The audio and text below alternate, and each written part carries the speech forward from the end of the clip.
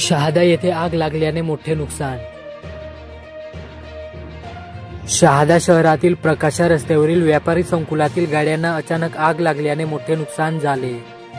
सोमवारी सकाळी 9:30 ते 10 वाजेदरम्यान भडकलेल्या आगीत संकुलातील 8 गाडे जळून खाक झाले।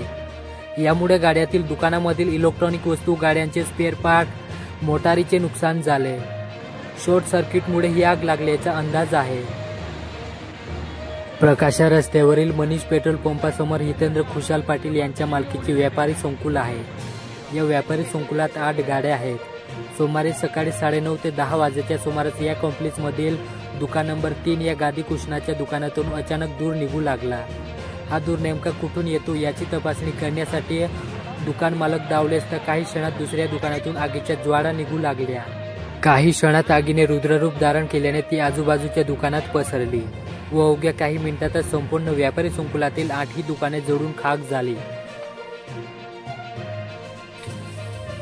घटनास्थळी शहादा पालिकेचे अग्निशमन दलाच्या कर्मचाऱ्यासह उपविभागीय पोलीस अधिकारी दत्ता पवार, पोलीस निरीक्षक निलेश देसले, उपनिरीक्षक छगन चौहान, लक्ष्मण मराठे, हवालदार योगेश थरात उपस्थित होते। त्यांच्याकडून पंचनामा करण्यात आला। आदिवासी कॉर्नर न्यूज चॅनल, नंदुरबार।